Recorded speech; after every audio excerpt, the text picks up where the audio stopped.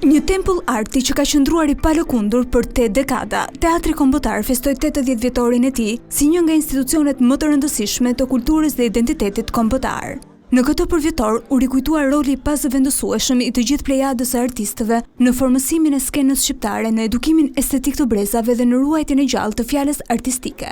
Në këtë ditë feste, siç e quajnë vetë artistët, u reflektua gjithashtu mbi sfidat që presin teatrin në të ardhmen. Kushtet që kam pas këtu, me problemet që ka pas vitet e para 90-s, me problemet që prap ka pas 90-s, në sensin e investimit, vëmendjes e tjera, por duhet jemi koshient, ka arritje të mira, ka produkte të cilat bëjnë atë volumin e punës që e mban skenën, ka dhe produkte të dobta.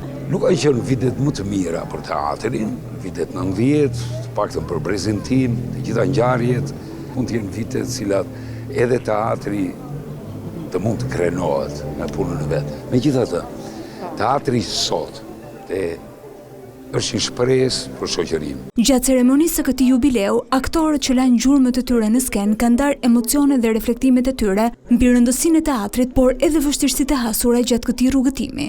Shprehja e trailerit që aktori i servir çdo natë shpirtin e tij publikut u bë motoja ime. Pra thënë me 2 fjalë, teatri është jeta ime. Teatri e vazhdoi përpjekjen e tij për të ndryshuar atë çfarë mund të ndryshohet. Dhe duke u bërë promotor i triumfit të lirisë, drejtave të njerëzit, forcimit të rolit të individit në shoqëri.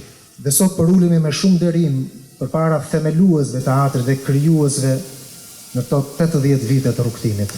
Nga ana tjetër, Ministri i Ekonomisë, Kulturës dhe Inovacionit Blendi Goxha theksoi angazhimin për të adresuar të gjitha sfidat me qëllim që skena teatrore të përparojë. Një prej sektorëve më të rëndësishëm, me cilët ne tani po njihemi me investime shumë të rëndësishme, me modernizim shumë të rëndësishëm të infrastrukturës kulturore, të infrastrukturës fizike të objekteve, të investimeve të reja që ne po kryejmë, na mungon një klasë vërtet menaxherësh, na mungon një klasë vërtet drejtuesish artistik. Po mund të jetë shumë komplekse nesër me teatrin e ri që ne do kemi, që të menaxhosh një teatr të ri nga pikpamja fizike.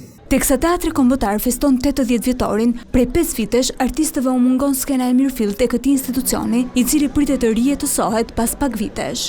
Ndaj, dhe ky përvjetor u bë tek Arturbina, ku u përfshin shfaqje të veçanta retrospektiv dhe u rikthye në skenë vepra klasike bashkëkohore që kanë shënuar historinë e teatrit.